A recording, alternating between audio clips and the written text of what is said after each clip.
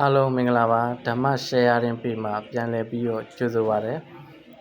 ဒီကနေ့ကတော့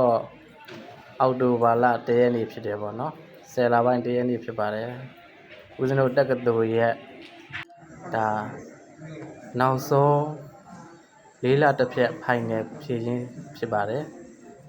6လပိုင်း1ရက်နေ့ကနေစပြီးတော့စာမွေးတွေဖြည့်လာခဲ့တာ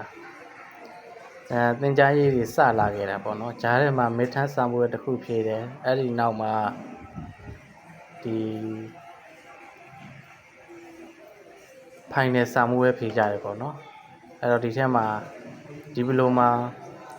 second semester တွေပါတယ်4th semester တွေပါတယ် BA မှာဆိုရင် second semester တွေပါတယ် 4th semester တွေပါတယ်6th semester တွေပါတယ်ပေါ့နော်အဲ့တော့အားလုံးဒီအတန်းအနေနဲ့ဆိုရင်တော့2တန်းပေါင်းထားခြင်းဖြစ်ပါတယ်ဒီပလိုမာတန်းရယ် BA တန်းရယ်ဖြစ်ပါတယ်အဲ့တော့အားလုံးစုစုပေါင်း100ကျော်လောက်ရှိမယ်ဖြစ်ပါတယ်အဲ့တော့ဒါဟာနောက်ဆုံးဖိုင်နယ်စာမိုးဝဲဖြည့်ဆို့နေခြင်းများပုံရိပ်တွေဖြစ်ပါတယ်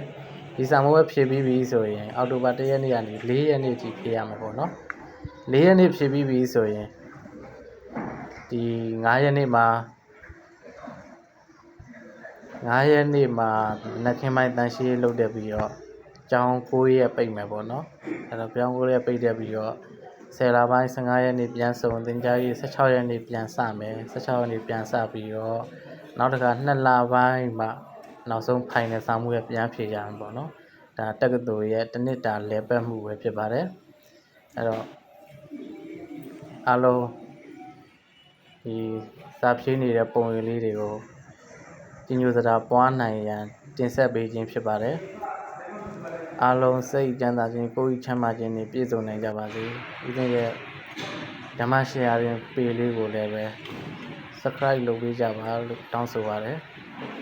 အားလုံးစိတ်ချမ်းသာခြင်းကိုယ်ဤချမ်းသာခြင်းနဲ့ပြည့်စုံနိုင်ကြပါစေ